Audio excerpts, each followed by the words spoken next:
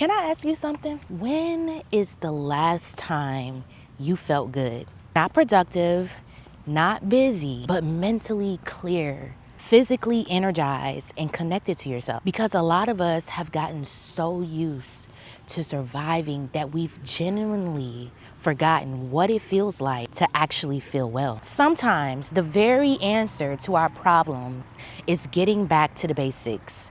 Moving your body, taking care of yourself, creating healthy routine, and giving your mind the support that it needs to thrive. In this episode, we're talking about wellness beyond aesthetic. We're talking about how your daily habits impacts your energy, confidence, and mental clarity, and how small changes can help you feel like yourself again.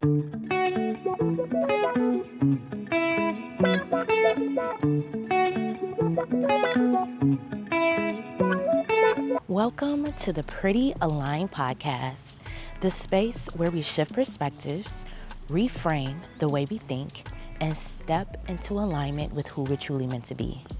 I'm your host, Octavia Darling, and every week we'll have real conversations that helps you reframe your mindset, overcome limiting beliefs, and create a life that feels good from the inside out.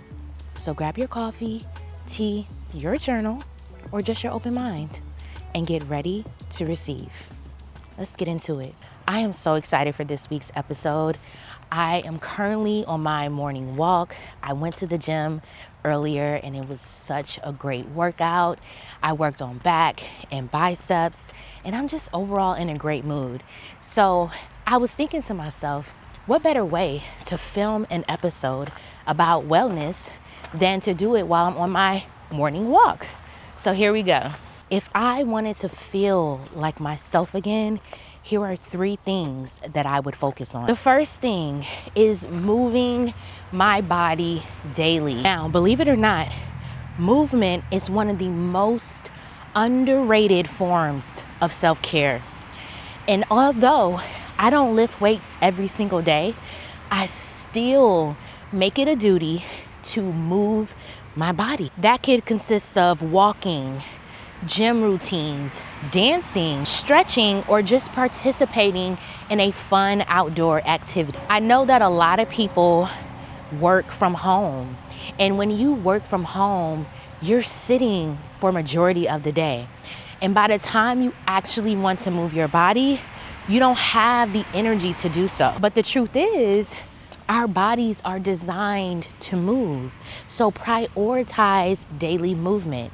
If this means that you need to pencil in going outdoors, going for morning walks, going for runs, or just creating gym routines in the mornings before you go to work, do it.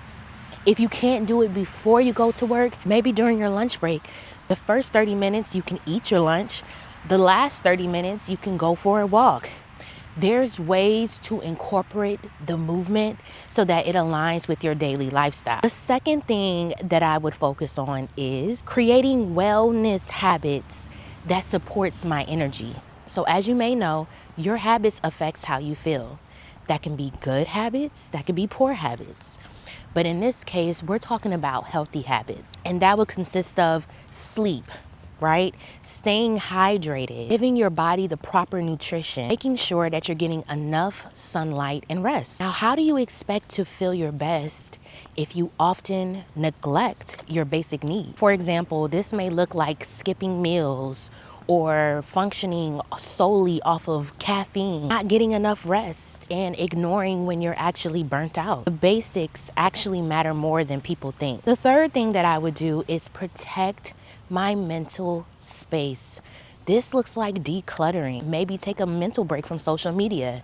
How many of you all actually find yourself scrolling on social media more than you had planned to? This could also look like talking negatively to ourselves. Sometimes when we have wellness goals, we tend to talk down or overly critique ourselves for how we currently look or feel. Talking negatively to yourself hurts more than it helps. Now, how many of you have found yourselves overcommitting, right? You sign up for everything, you volunteer your services, you overgive your energy to people, places, and things. That can also play really heavily on your mental space. What I've learned to do recently is pace myself. Just because someone asks doesn't mean I have to say yes. If it does not align with my lifestyle, if it does not align with my schedule, or if I notice I have too much on my plate for the week or the day, I do not commit to it. Overcommitting could also create burnout. It can make you feel overwhelmed because you have so much going on. And sometimes we think that we're so tired, but you're actually not tired. You're just overstimulated. So think of it like this. Your mind needs boundaries too. Now, here are 2 mindset shifts that you'll want to make. Feeling better is a lifestyle, not a destination. When I embarked on my wellness journey, now I've embarked on it many times, but I would say I've really taken it seriously the past 3 years. And when I decided to lock in, I should say, I knew that I was going to have to shift my mindset to create an entirely new lifestyle. I knew that certain habits I had at the time were going to be habits that I needed to let go of. I knew that in order for me to really prioritize my wellness, that I would need to shift some things around. So this looked like making sure that I get at least 7 to 8 hours of rest each night. This looked like grocery shopping with intention, getting the right foods that nourishes my body.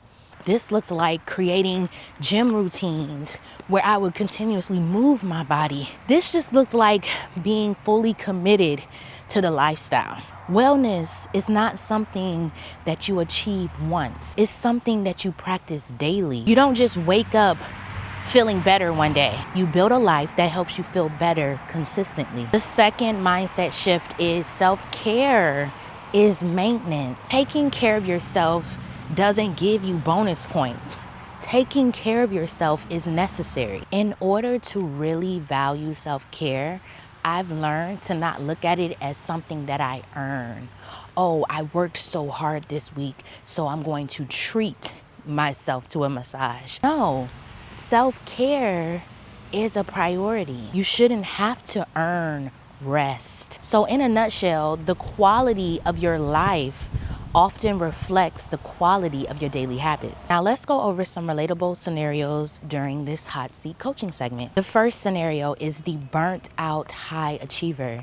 This may look like someone who's always working, who's always busy, who's always exhausted. The problem is you're never slowing down enough in order to recharge. But the truth is, productivity without wellness leads to burnout.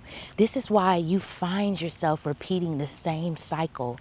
It's almost like you can never get enough rest. It's really because you're not prioritizing your wellness.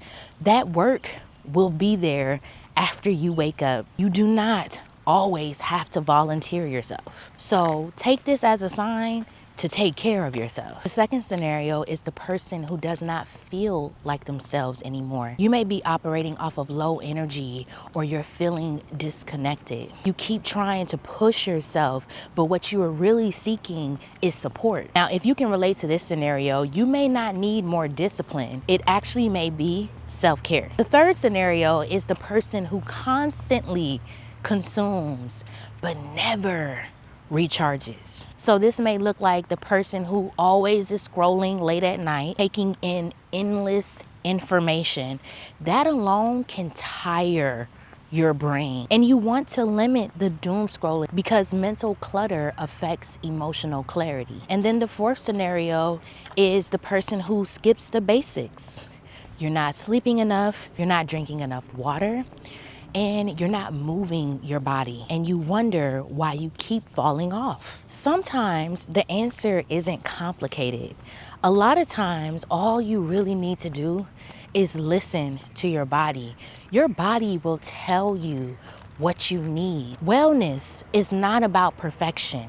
You deserve to feel good. Your mental health and physical health are connected. Movement improves more than your body, and small habits can completely change your quality of life. So your exercise for this week is to choose something that would make you feel good, both physically and mentally. This could be drinking more water, moving your body daily, or just getting enough rest. And if you're ready to create routines that support your wellness and your goals, my Get Your Shift Together accountability guide can help you build the structure that you've been missing. Let's get into these questions for you to reflect on. What has my body been trying to tell me lately? Do my current habits support my well-being? What makes me feel most like myself? Where am I neglecting my own needs? Am I taking care of myself proactively or only when I am burnt out? What is one small habit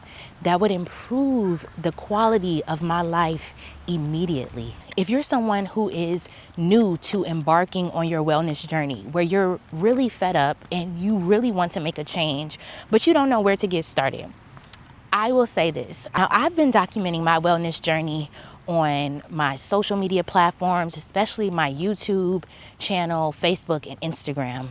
And by documenting, I'm saying I share wellness tips daily. That stems from ways to move your bodies, foods that you should eat, the importance of nutrition, and I even show you the type of workouts that I do.